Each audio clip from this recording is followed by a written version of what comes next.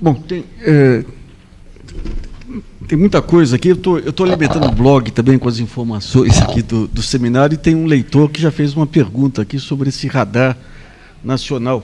Se é o radar com transmissor de estado sólido, e se por acaso a empresa nacional Omnis não foi incorporada há pouco pela Thales.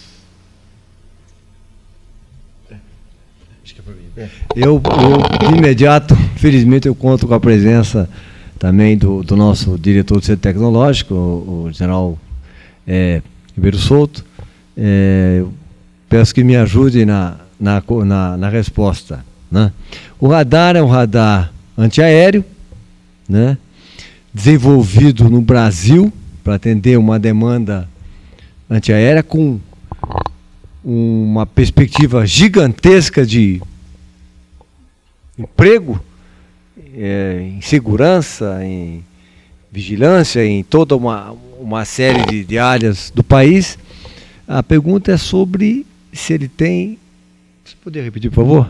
Eu pergunto se esse radar em estado sólido. Deixa eu ver. E se essa empresa é a Omnis, que foi incorporada pela Thales? Não. Não. A empresa é a Obsat Campinas, né? E desenvolvida aqui no país, evidentemente com conhecimento que já tinha, né? E que vem atendendo muito bem a nossa demanda estratégica, e o que é mais importante, repleto de inovação, tanto no seu aspecto operacional, no seu aspecto técnico, né, em termos de transportabilidade, portabilidade, por meio de aeronaves, rapidez e facilidade de instalação. Já está em análise para auxiliar no controle do tráfego aéreo. E eu passo a palavra ao general Ribeiro, se porventura o senhor tiver mais alguma ideia, general. Bem, na minha, eu tenho acho que tem uma pequena participação na parte da tarde, mas eu iria mencionar algumas informações sobre esse radar, e eu gostaria de dizer inicialmente que esse radar se tornou possível graças ao apoio do Ministério da Ciência e Tecnologia e da FINEP. Me parece que esse é o primeiro dado essencial e reflete um pouco do lado otimista que o professor Ricardo mencionou aqui. Então, o segundo aspecto, interação entre institutos do próprio Exército, entre organizações combatentes, militares do próprio Exército. Em segundo lugar, forte interação entre o Centro Tecnológico do Exército, o Instituto Militar de Engenharia, a empresa Orbisat e pelo menos 3 grupos de pesquisadores da Unicamp. Então, esse é que é o dado, me parece essencial, que uma série de circunstâncias favoráveis acabaram ocorrendo, e uma convergência de esforços, de vontade política e assim por diante. Esses são dados essenciais. Esse radar pode ter aplicação destinada às empresas do setor elétrico, empresas como a Petrobras, pode ser empregado a extensão dele no controle de tráfego aéreo, e várias tratativas estão sendo feitas nessa direção. Não é a empresa Omnisys, é a empresa Orbisat, e fundamentalmente, a academia, a empresa da iniciativa privada, organização militar, governo, o Ministério da Ciência e Tecnologia, trabalhando junto nesse radar. Meu nome é Silvério Crestana, sou do SEBRAE, aqui de São Paulo. E o grande pioneiro da física brasileira, o professor Marcelo Damy, nos conta que, durante a Segunda Guerra Mundial, no laboratório de física da USP, ele foi procurado pela Marinha Brasileira para contribuir no esforço de guerra, porque os submarinos atacavam as embarcações brasileiras e não existia tecnologia para a defesa. E ele, com um grupo de estudantes e outros colegas, criaram um esforço no laboratório, desenvolveram um sensor piezoelétrico e que a Marinha utilizou posteriormente. Com os recursos, inclusive, que a Marinha remunerou o seu trabalho e o trabalho desse grupo, criou-se um fundo de pesquisa, que é o fundo que posteriormente deu origem à FAPESP, a Fundação de Apoio à Pesquisa no Estado de São Paulo, que é uma das instituições de maior significado no desenvolvimento científico brasileiro. Uma outra situação igualmente importante foi, em 1992, o almirante Otto, liderando a implantação do Centro Experimental de Aramar, no projeto nuclear, procurou o SEBRAE para discutir como é que poderia envolver no esforço de interiorização do desenvolvimento, no esforço de domínio e ter tecnologia autóctone para o submarino, como é que poderia, com as pequenas empresas, aproveitar esse esforço que estava sendo feito. Na ocasião foi feita uma grande exposição aqui em São Paulo, de vários programas, alguns que já estavam prontos para serem desenvolvidos e comercializados, outros que estavam sendo pesquisados e outros que eram desafios que poderia se produzir aqui. Dessa forma, integrou-se aí vários setores de universidade, laboratórios e até mais. Eu, agora, em uma outra atividade que tenho, viajo pelo interior do estado de São Paulo, encontro em Sertãozinho, que foi uma das empresas que forneceu para a Marinha. Hoje ela desenvolveu tecnologia para as usinas de álcool, para a própria tecnologia de biodiesel. Nós vemos aqui na Grande São Paulo várias empresas assim. No fundo, o que eu quero dizer é o seguinte, quer dizer, a grande sinergia que pode existir entre esse esforço de defesa, que eu acho que é do maior significado, e o esforço de desenvolvimento das empresas brasileiras, particularmente as pequenas empresas. Os Estados Unidos, por meio do Small Business Act, o SBA, tem essa estratégia. A NASA compra 30% todo ano do que ela compra de pequenas empresas. Agora, com a Lei Geral das Pequenas Empresas no Brasil, também foi definido essa estratégia. O que eu gostaria de perguntar ao senhor é se dentro dessa estratégia de novos investimentos do Ministério da Defesa, há uma postura, como o Dr. Galvão falou, de que usar o poder de compra para comprar de fornecedores nacionais. Como é que está sendo tratado isso? Se o Ministério já teve, talvez, a ousadia, é um desafio muito grande, né, com lei de licitação, com tantas dificuldades, definir uma meta de quanto é que compraria em tecnologia brasileira, em empresa nacional. Muito obrigado. Tá. Bom, inicialmente nós estamos com um projeto de lei, estamos discutindo uma lei que, dentro de certos parâmetros, priorize a indústria nacional, na aquisição de material de defesa. Isso é um tema que está sendo muito discutido. Já foi apresentada uma proposta, essa proposta foi reavaliada, foi revista. O que eu posso dizer ao senhor é que o Ministério está muito sensível a esse problema, né? E não ignora de maneira nenhuma esse problema, e certamente deverá surgir alguma coisa que beneficie. Hoje nós temos ocasiões em que os impostos que são cobrados da empresa nacional, eles são até certo ponto maiores se comparado com os impostos de aquisição. Isso aí, de fato, é uma coisa que tem que ser corrigida, né? E está em estudo esse projeto, e eu acredito, tenho certeza que dentro desse programa de reestruturação, ou desse plano estratégico que está sendo discutido, isso vai ser contemplado. Não com toda certeza, é um assunto que está sendo discutido diuturnamente lá, né? E com toda razão, nós temos que alinhar isso aí. Existe muita coisa em andamento no Ministério da Defesa, muita coisa em andamento, muita coisa que ainda requer uma maturidade, muita coisa que requer muito intercâmbio. Existe toda uma cultura em cada uma das forças que tem que ser estudada, tem que ser escutada. Nós temos que, porque são histórias, são vidas, são vivências, são experiências que cada força já passou, mas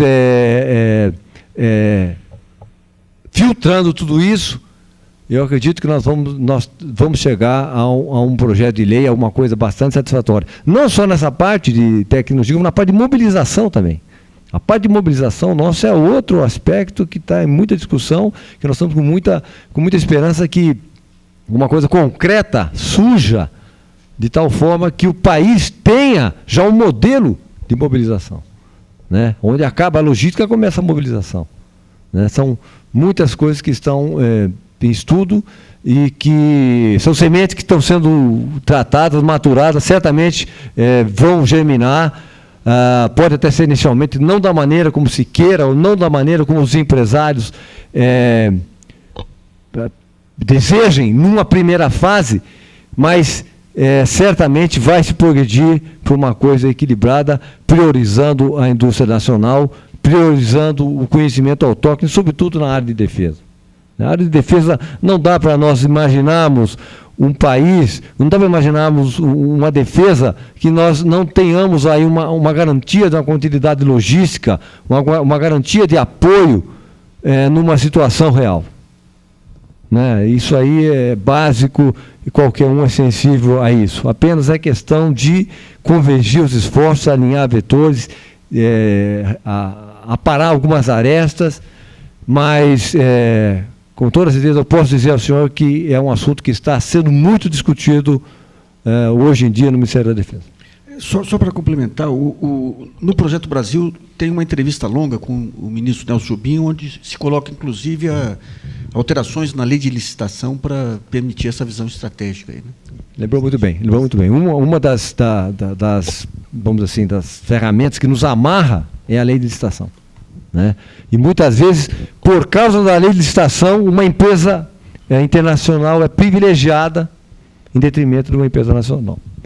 Então, são aspectos, são arestas que estão sendo aparadas e que deverão redundar num projeto consistente.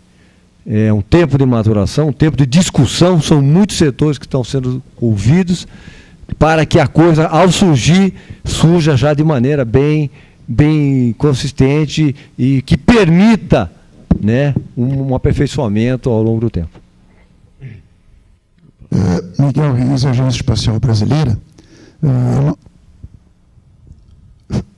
Eu não vou falar aqui como Agência Espacial Brasileira, mas como uma experiência profissional anterior. Eu gostaria de retomar o assunto radar. Eu gostaria de lembrar coisas que aconteceram na década de 80 e que talvez converjam um pouco naquilo que o doutor Ricardo Galvão falou, que é o problema da descontinuidade e da desintegração que existe nos sistemas, ao longo do tempo, de investimento tecnológico, de pesquisa e desenvolvimento. Na década de 80, quando foi implantado o sistema DACTA-2, foi feito um esforço pelo então Ministério da Aeronáutica, pelo grupo de implantação, de se fazer uma transferência tecnológica de coisas de interesse para o Brasil. Nessa época, foi feito um acordo com a Thomson CSF, que foi fornecedor do sistema de radares, para que os radares primários de vigilância de aeroporto fossem transferidos e os secundários também.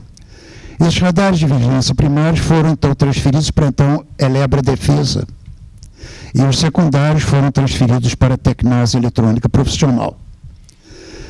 Ambas as empresas se desincumbiram bem do seu papel. Em particular, eu me lembro da Tecnasa, porque depois de trabalhar nesse sistema de implantação, eu fui funcionário da Tecnasa e nós fizemos, inclusive, aperfeiçoamentos que foram incorporados pela própria Thomson CSF nos seus radares secundários da época. A coisa não parou aí. Foi feito um desafio para a indústria na época de se produzir um radar para a aeronave AMX. A aeronave que então estava sendo construída em conjunto com a Itália pela Embraer. E essa aeronave dispunha apenas de um radar telêmetro produzido pela ELTA israelense e que atendia à finalidade da época, que era o cenário de guerra europeu, que era um cenário de ataque ao solo. Entretanto, o Ministério da Aeronáutica, a Força Aérea, exigia um pouco mais dessa aeronave, queria que ela, além de ataque ao solo, tivesse a possibilidade de autodefesa e, inclusive, de ataque a alvos marítimos. Então, isso daí, o radar telêmetro não era suficiente. Foi feito um contrato de desenvolvimento com a empresa Tecnasa Eletrônica Profissional, do qual eu participei, e, em conjunto com uma empresa pequena italiana, a SMA, foi desenvolvido realmente em sistema de cooperação. Não foi simplesmente cópia nem nada, foi feito o sistema porque ela também só conhecia uma parte do problema, a especialidade dela era radares de uso marítimo, e a Tecnasa só tinha conhecimento de radares secundários, coisa completamente diferente. Então, num sistema realmente cooperativo, foi desenvolvido o radar CIP, o SCP-01. A Tecnasa, infelizmente, por motivos outros, ela foi à falência, e esse radar foi acabado de ser produzido na empresa Mectron de São José dos Campos. De outro lado, a própria Tecnasa também desenvolveu um radar meteorológico.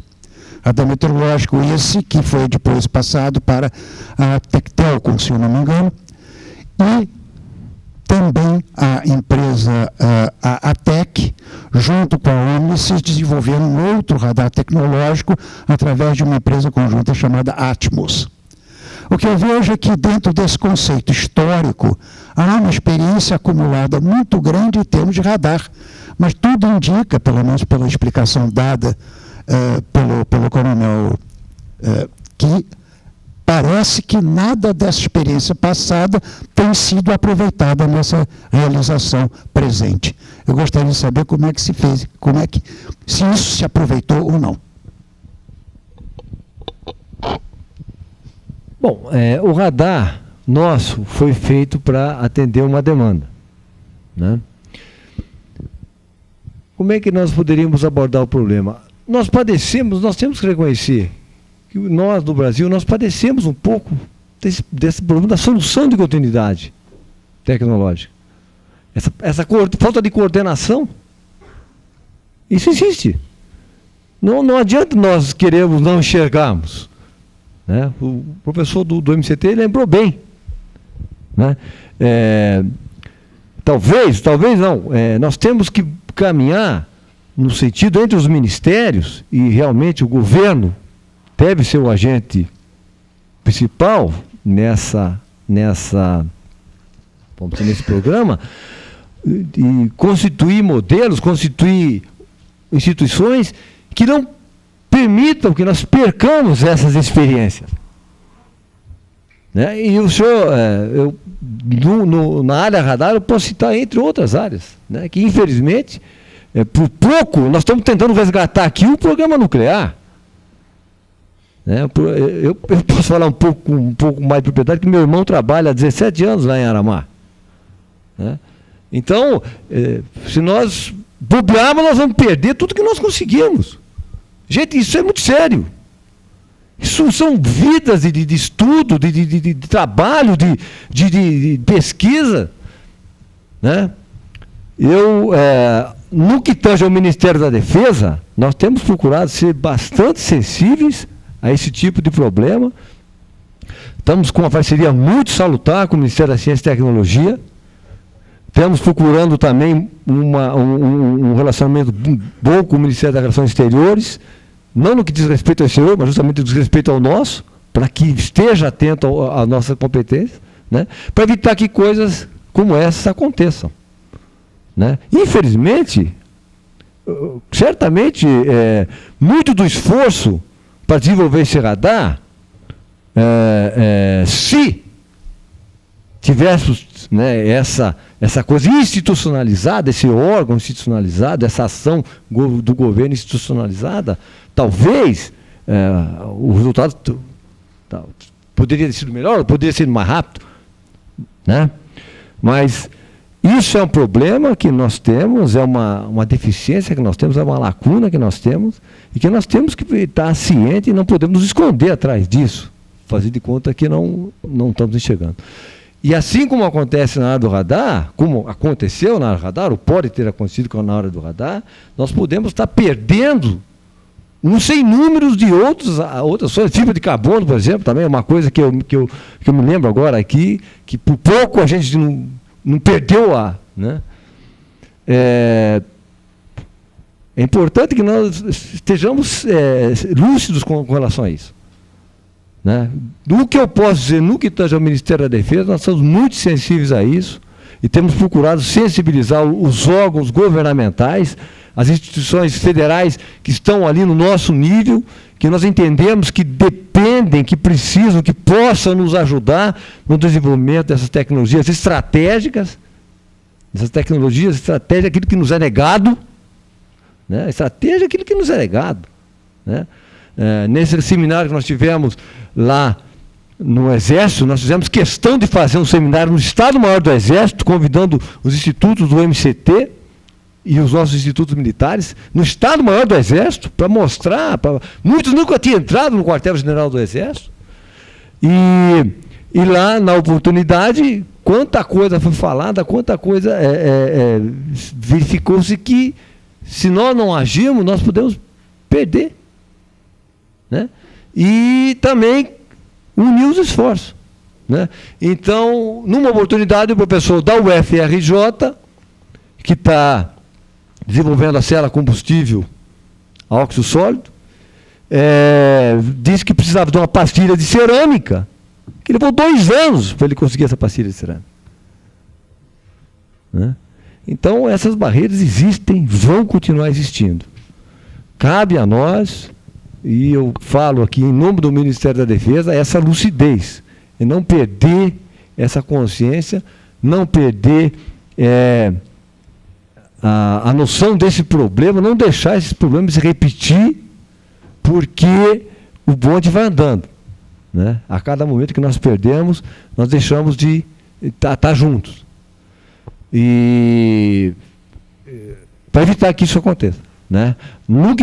Na parte do Ministério da Defesa, o nosso ministro tem procurado sensibilizar. Eu cito como exemplo o apoio que o nosso presidente sinalizou para a área nuclear, que gente nós não podemos, em hipótese alguma, deixar regredir o estádio que nós chegamos. Eu não sei se o general Ribeiro Souto teria mais alguma observação no que concerne radar. O general Ribeiro Souto é o nosso diretor do Centro Tecnológico do Exército, um dos grandes responsáveis por essa parceria, né, que ele citou muito bem, uma parceria que nós conseguimos implementar: universidade, defesa, ciência e tecnologia e empresa. E esse radar, o que ele tem de aplicação, se a gente parar para pensar um pouco, a família dele é imensa. A inovação dele, se nós compararmos com o que existe hoje no mercado, em termos de, volto a repetir, portabilidade, qualquer avião transporta esse radar, montagem, terrenos, existem alternativas até para botar radares da mesma família, como novos polos de comando, de controle de tráfego aéreo, de emergência, assim, em campanha. Se nós conseguirmos, e tudo leva aqui que nós estamos conseguindo, o Ministério da Ciência e Tecnologia está sensível, progredirmos nessa família, não deixarmos morrer. É uma família imensa. General, o senhor teria mais alguma observação ou o senhor prefere na palestra do senhor? Por favor.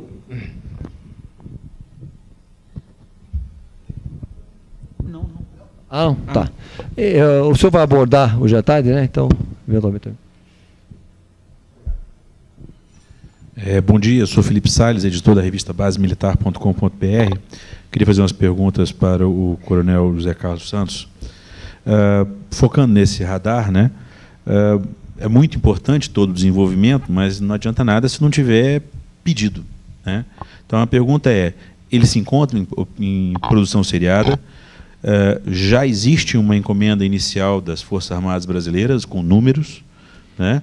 E se tem planos para exportação, né?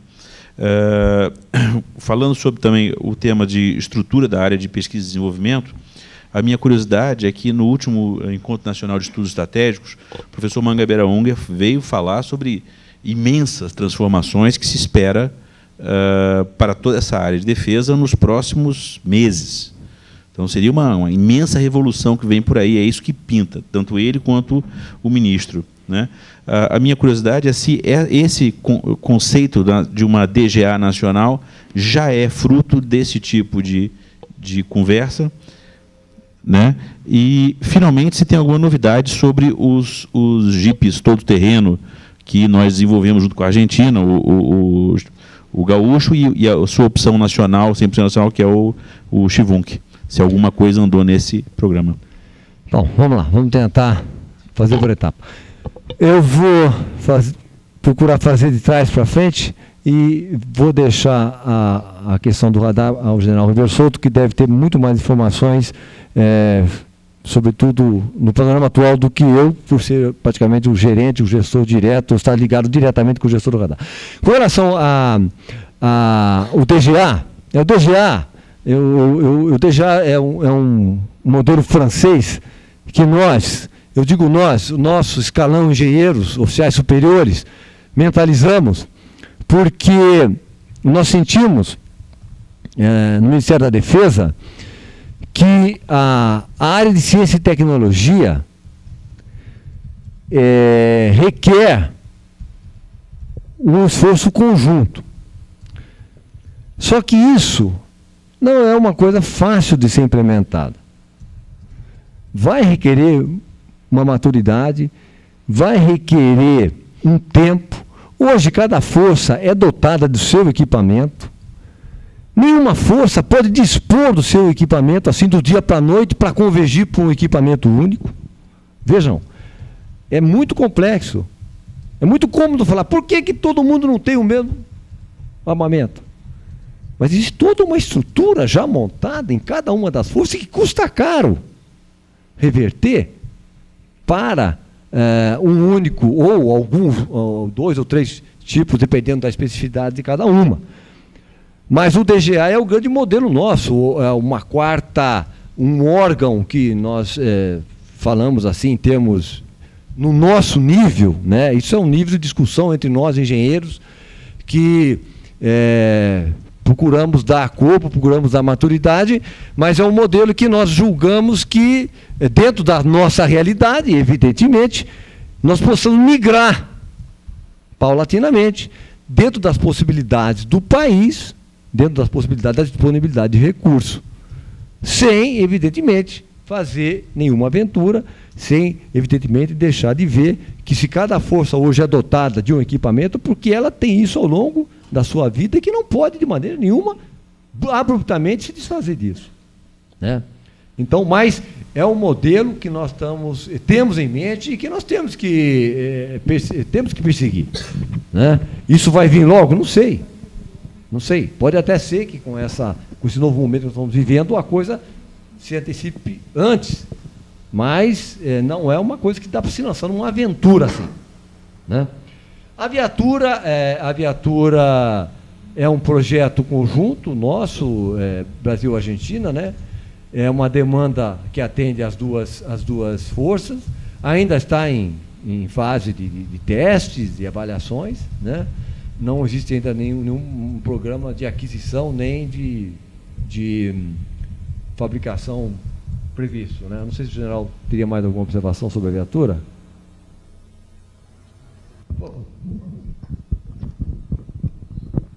Bom, com respeito à viatura Chivunk, eu vou falar sobre o projeto que é estritamente brasileiro. Foi feito um protótipo que entrou em avaliação, estão sendo concluídas mais 2 viaturas de um contrato de 2006 e, por força da interação entre os exércitos brasileiro e argentino, o projeto Chivunk não, pelo menos no curto e no médio prazo, não vai passar dessas 3 viaturas. Elas serão entregues para alguma organização militar brasileira para experimentação doutrinária. Com relação à viatura Gaúcho, existe um protótipo que está no Brasil, que está sendo adaptado para o modelo que os argentinos... houve uma evolução na Argentina para essa viatura, e nós estamos tentando reproduzir as evoluções que lá sofreram para entrar no nosso processo de avaliação. Os argentinos já estão fabricando, eles estão fazendo um esforço grande para poder fabricar uma quantidade que seja capaz de ser entregue para todas as organizações militares de lá. E aí entra uma diferença grande, porque uma viatura como essa para o Brasil seria entregue no máximo para alguma unidade por exemplo, da brigada paraquedista ou coisa parecida, enquanto o argentino visa empregar, na maioria das suas organizações militares, que demandam uma viatura leve, de emprego geral e assim por diante. Quer dizer, então, há uma questão.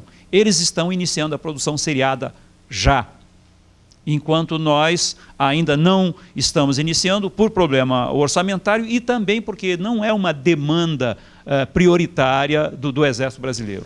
Estas seriam as informações mais novas que nós temos. Recentemente, eu estive tratando desse assunto com oficiais argentinos, e eles já estão, se não me engano, ultrapassando 10 viaturas lá, numa espécie de lote piloto, e eles têm a intenção de entrar numa produção em série. Se terão recursos orçamentários, essa informação nós não temos, e tenho dúvida se já há uma definição na própria Argentina. Carlos Afonso Gamboa, da ABIND. Coronel, o senhor usou na sua brilhante palestra a palavra transparência. Um dos reclamos das indústrias de material de defesa é o desconhecimento dos projetos das 3 Forças Armadas desde o seu nascedouro. E, com isso, muitas vezes as empresas tomam ciência das licitações, do que está acontecendo, num estágio final que quase as impede de participar.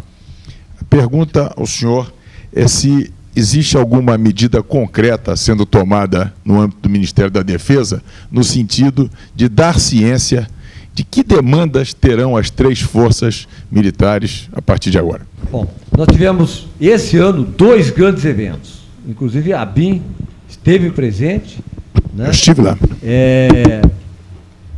Uma grande preocupação. Das duas, foi exatamente essa do senhor. 2 grandes seminários, que nós procuramos trazer os desenvolvimentos mais importantes, não só que está ocorrendo nos institutos militares, mas nos institutos civis, com similaridades, né, com pontos afins, justamente para tornar público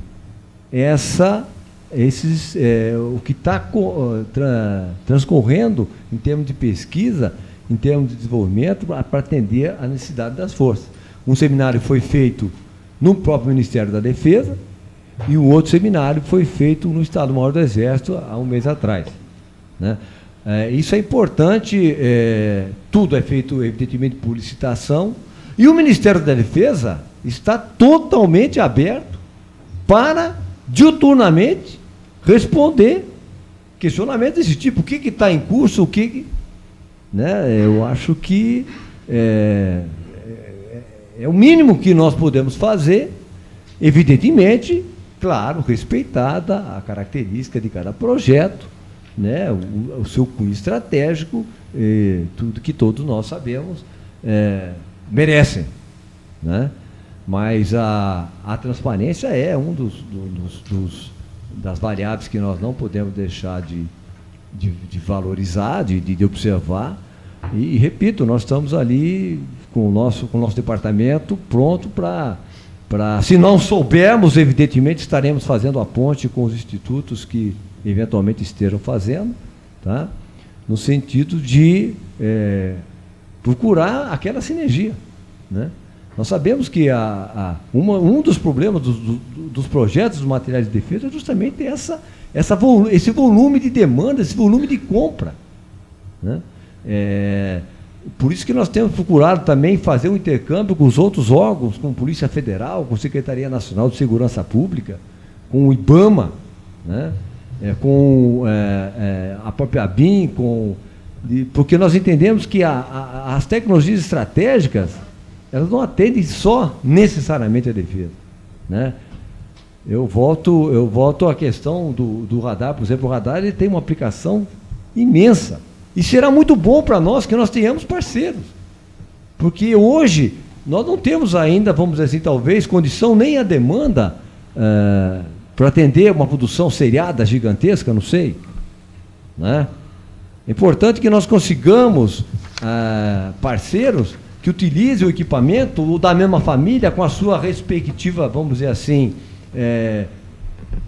um termo mais em moda, customização. Pode até ser que a rusticidade do radar que é usado para o Exército não precisa ser necessariamente a mesma rusticidade que o radar que vai ser usado pelo IBAMA, não sei.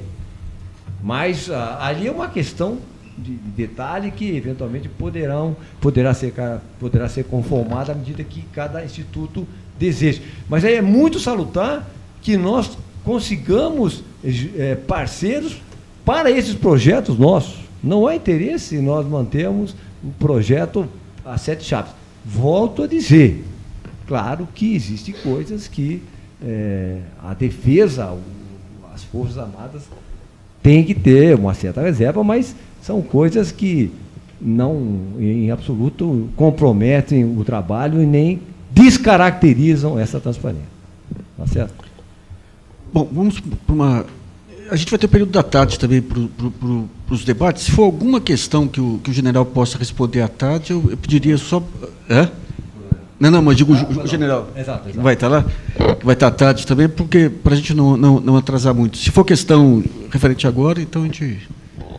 Aqui, ó.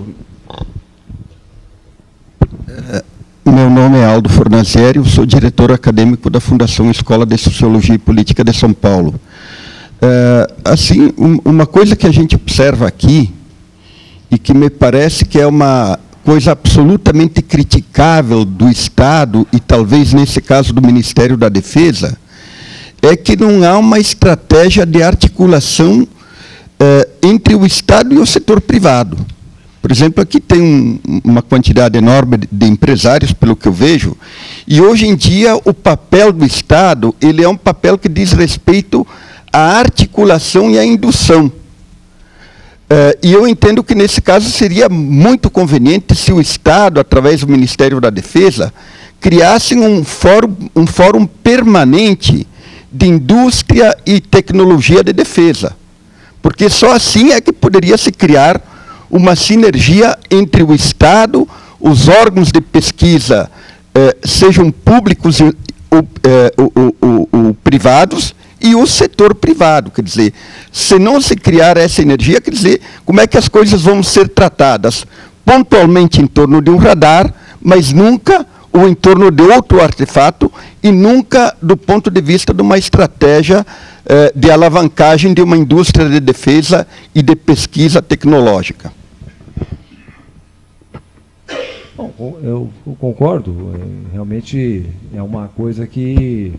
É um aspecto que nós temos que estar preocupado e o que eu posso dizer ao senhor é que está sendo muito debatido. Não está em absoluto, não está sendo em absoluto ignorado. Bom, eu queria agradecer muito aos expositores. Tivemos uma manhã muito rica aí. Faremos um intervalo para o almoço agora e voltamos às 13h30. Dá para fazer a digestão. Muito obrigado, então.